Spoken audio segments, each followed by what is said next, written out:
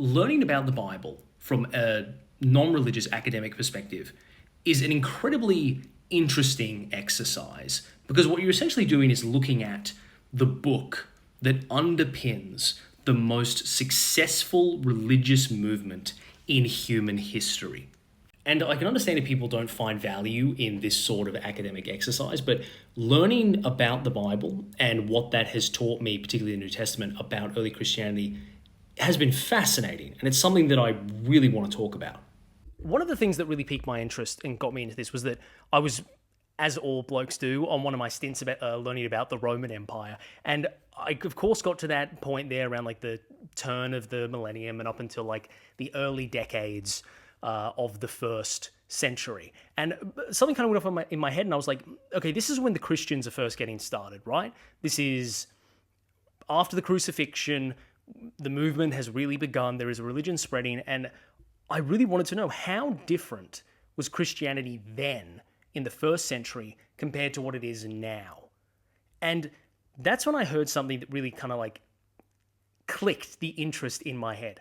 I was watching a video with Bart Ehrman in it, a biblical scholar who is himself an atheist but has done a lot of research into the earliest times of Christianity and studying the Bible. And I really wanted to get an understanding of like what was Christianity like in like the first couple of years after the crucifixion. And he made a really interesting point. And because somebody had suggested to him that, if you want to learn about early Christians, you can't look at the New Testament or the Gospels. That's in the Bible. That's not a reliable source. And then he made the point that you have to understand that the people that wrote the Bible at the time did not know that they were writing the Bible. And then I kind of got hit there. I was like, okay, then what is this thing? Okay, so first and foremost, look at this. That divider there separates the Old Testament from the New Testament. You can see the Old Testament is quite a bit bigger, and that is not what we're going to be getting into. The interest here that I have at least, and I think you guys should as well, is in the New Testament and how this came to be. Because it is a remarkable journey that this thing took to being fully formulated and put to print. So let's go back a bit to the scholarly and historian consensus as to how Christianity got started from a non-religious perspective. So what most people will tell you, and is the commonly agreed upon starting point, is that Jesus, whoever he was a real person. And he was preaching a radically different form of Judaism around the year 30 AD. And the understanding is that in preaching this new radical form of Judaism, that Jesus, whoever he was, brushed up the wrong way against both the local religious authorities and against the Romans. Most likely, he was preaching something to the effect of, I am the legitimate leader of Judaism, I am going to lead the way, I am the authority here, not any of you. Now, upsetting the local religious authorities is one thing, but the Romans, well, you have to understand Judea was a Roman province at the time of the empire. And the Romans, well, when they come up against somebody who is preaching something to the effect of, Rome will be pushed out of here, I am the new king, I am the leader, I don't recognize Roman authority, well, the Romans are going to pretty quickly judge that voice to be an insurrectionist. And insurrection from people in the empire really only led you to one place. There was one particularly horrific method of execution that Rome reserved for particularly rebellious slaves and people who questioned their authority or tried to rebel in some form. And that was crucifixion. And with Jesus being crucified, his disciples, who saw him as the Messiah, as the coming of a hero who would free their people and usher in a golden age, unable to come to terms with the fact that he had just died in such a horrific, embarrassing way, instead, through either some form of delusion or persuasion, they were able to convince themselves that not only had he come back to life, but that he would be returning one day to fulfill his mission in the second coming of Jesus. But I should clarify that there are some people in biblical scholarship who believe in a form of Jesus mysticism. That is, that they think that Jesus was an entirely constructed character, basically that came from nowhere, who was then used to start a religion. And there are some very qualified, incredibly smart people that believe in that, but I don't want to say fringe, it's very much the minority position amongst biblical scholarships that Jesus' story is entirely fictionalized and not based on some real preacher who was crucified by the Romans. A discussion as to whether or not Jesus was an actual person or not is a topic for a whole different video, which maybe I'll make someday, but for the time being, here we are. Jesus has been crucified, his followers are around. Where does the faith go from here? So here's the tricky thing. For at least the first 15 years of Christianity existing after the crucifixion, we don't really have any written sources telling us in that time period what is going on and what Christianity actually is. The oldest part of the New Testament, and in fact, the oldest piece of writing that we have from any Christian, is Paul's letter to the Galatians. Paul being one of the apostles, not somebody who ever personally met Jesus, but someone who converted to the faith shortly after his death. Paul, in his letter to the Galatians, the oldest Christian text that is still surviving to this day, it is essentially clerical work where Paul is explaining to a new church that no, the members do not have to get circumcised to be Christians. Paul's letter to the Galatians, at best, was written in the late 40s, so maybe 15 years after Jesus died. And what I find fascinating is that there have always been divisions within Christianity, and they're even included in this incredibly old text, the first Christian text ever, or at least the oldest one that we still have. There is a theological disagreement that Paul is explaining when it comes to early Christianity. Paul is so convinced of his perspective that non-Jewish converts to Christianity do not need to get circumcised that he even argues with Peter about it. Allegedly, according to Paul's take on the situation, he goes and meets Peter, the man that Jesus claimed would take over Christianity after he died. Paul goes to this man, goes to Peter, and basically says, "You are profoundly wrong about the idea of forcing new converts to get circumcised. You are definitely wrong, and I'm not supporting it." So, in case you were curious, how long have Christians been fighting over theology and internal divides? It's since the very, very beginning. And you'll find that a lot, and I mean a lot, of the New Testament is just letters like that. Of the 27 books in the New Testament, 21 of them are private letters like this. I shouldn't really say private, but rather just correspondence like this. Early leaders in the church, not just Paul, but other figures in there, or people claiming to be them or writing on their behalf, sending letters to other Christians explaining concerns or clarifying certain issues about the faith. That is where I think the real historical value comes from the New Testament.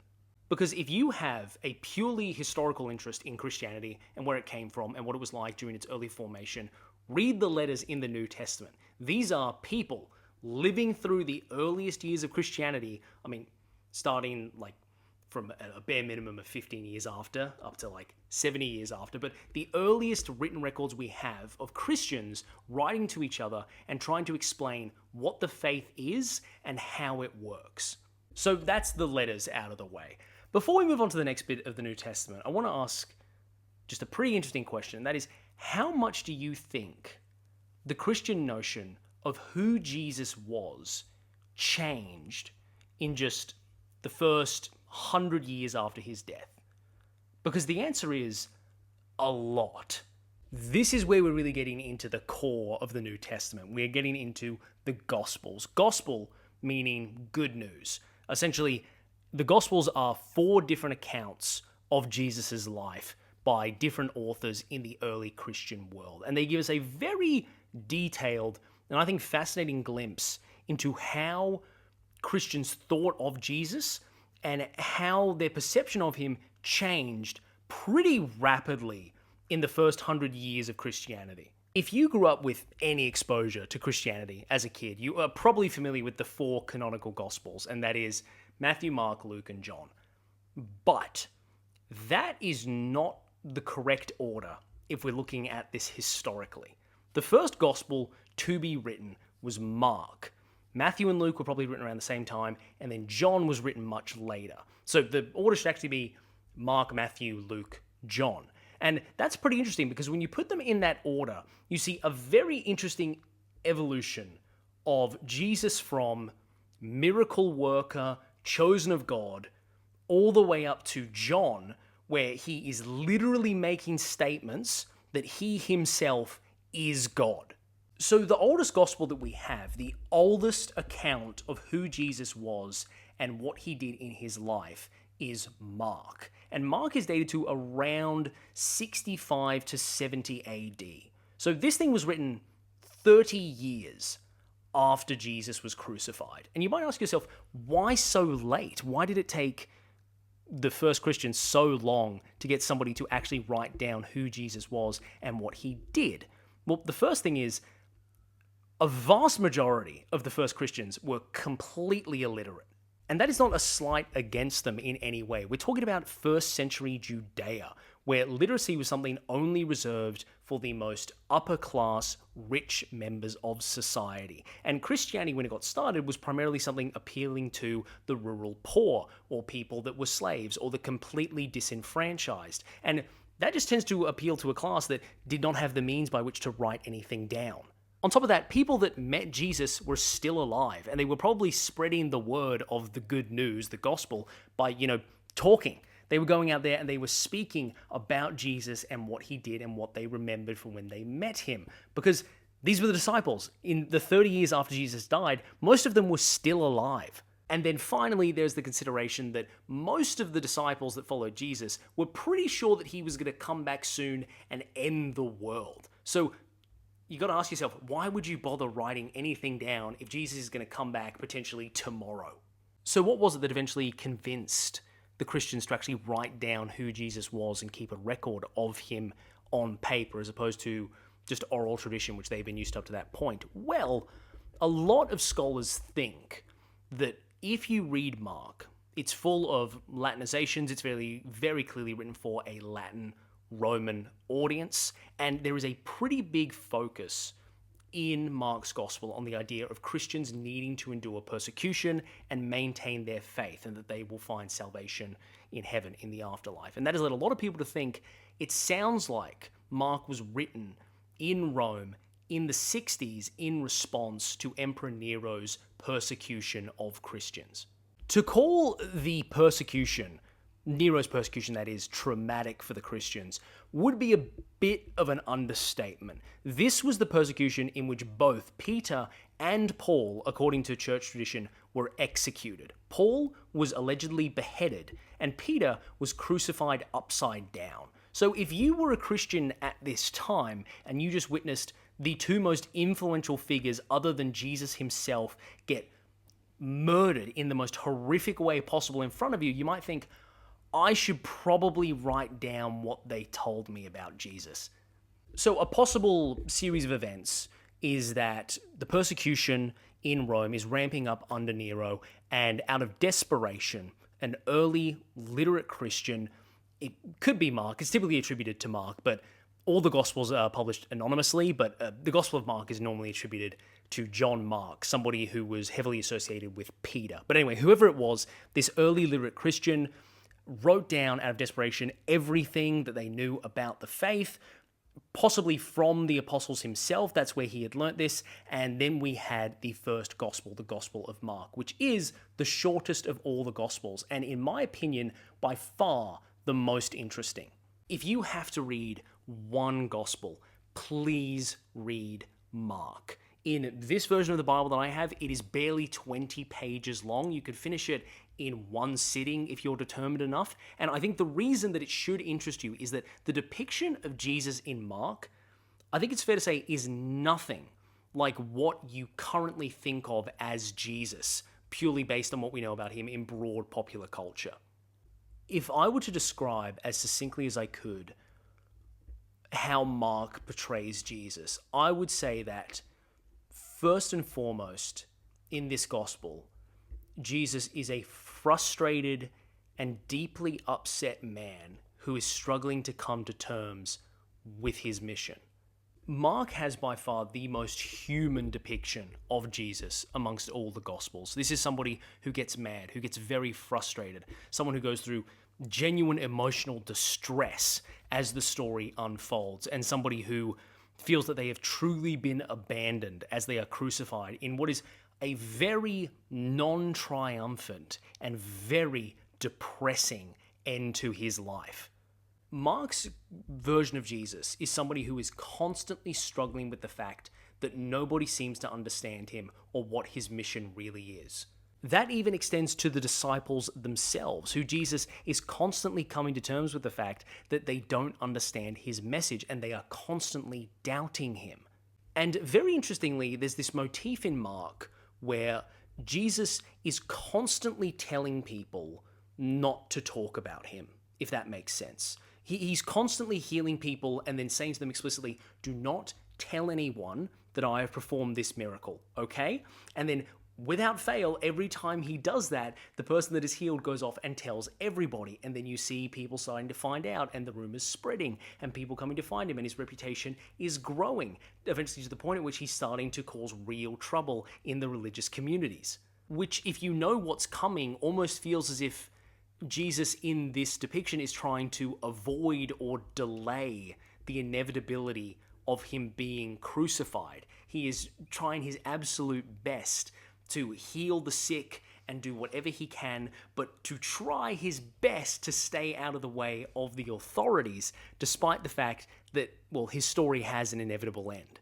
And on top of that, Mark makes a big deal about the fact that Jesus only really speaks in parables to the public, implying that he's trying his best to get a message out there, but not to draw too much attention. He never, for example, claims at any point that he's the Son of God or that he is God. He's doing his best, at least in my interpretation of Mark, to keep his profile low and not do something like claim that he is literally God, which he knows would end up in him getting executed. But despite Jesus' best efforts to, I would assume, prevent the crucifixion or keep his reputation under wraps, just keep healing people and not spread his word too much, it seems that everyone, despite the warnings, goes and spreads the word. He's brought before the authorities and he is crucified. But what I think is a remarkably poetic ending, which you really have to attribute to Mark as some incredible writing, is that as he's crucified, the only person in the entire Gospel of Mark to realize that Jesus is the Son of God is the Roman centurion that kills him. So what we have in Mark is a very tight, compact story where an individual, Jesus, is doing everything he can, at least this is how I read it, to prevent the crucifixion, to not die in that way. But at the same time, he's so frustrated that the people of the world do not understand why he is there and what he's doing. But it is only in the crucifixion himself, when he is dying, that somebody finally realizes who he is. And that is a wonderful ending, but there is something that you have to address with Mark, a certain controversy, and that is that there is quite a bit of disagreement over how it actually ends. The three different possible endings of Mark are the original, the short, and the long ending. Yes, even back in those days, they had director's cuts. The original ending of Mark has a couple of women going to Jesus' tomb. They mysteriously find it open, and there is a figure in there who is not Jesus, but somebody draped in white, who tells them, "You're looking for the body of Jesus of Nazareth. He has risen. Go find him, tell his disciples, and let them know that he has risen from the dead." And the women run away from the tomb in horror, and the gospel ends. The oldest Christian gospel we have describing Jesus' life ends on a cliffhanger.